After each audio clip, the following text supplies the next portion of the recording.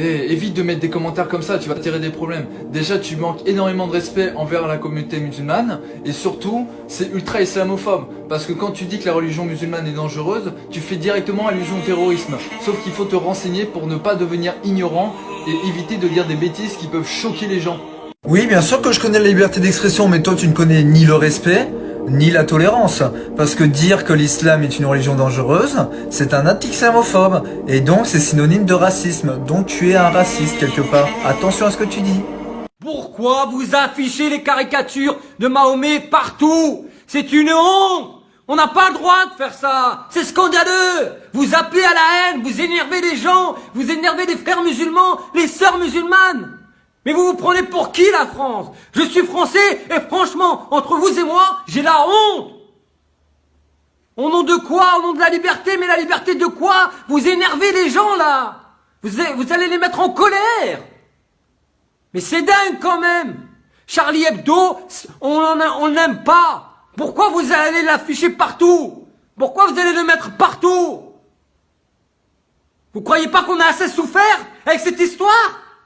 Vous croyez pas qu'il y a eu assez de victimes, assez de morts? Et vous continuez sur ce malheur? Quelle honte! Aujourd'hui, je vais sortir pour faire un test dans la rue, en soutien à toutes les femmes voilées, surtout celles qui se sont faites agresser à côté de la Tour Eiffel, dont on n'en a pas du tout entendu parler. Je vais sortir voilée, moi française de souche, pour les soutenir.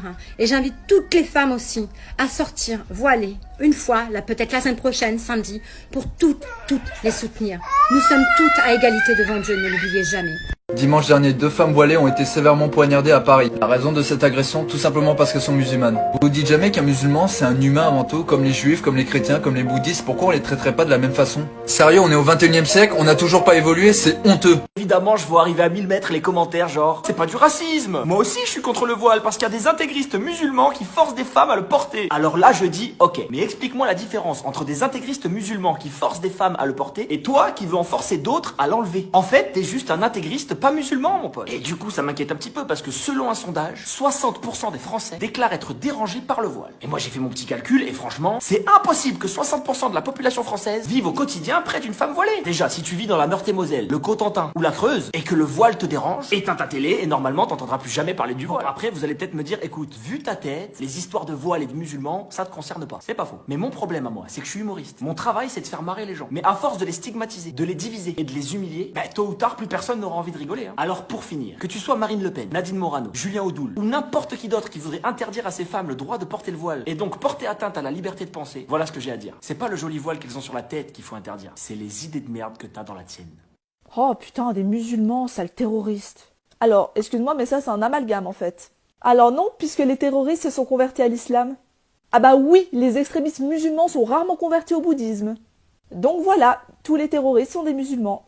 Mais tous les musulmans ne sont pas des terroristes. Bon, en attendant, ils sont quand même convertis.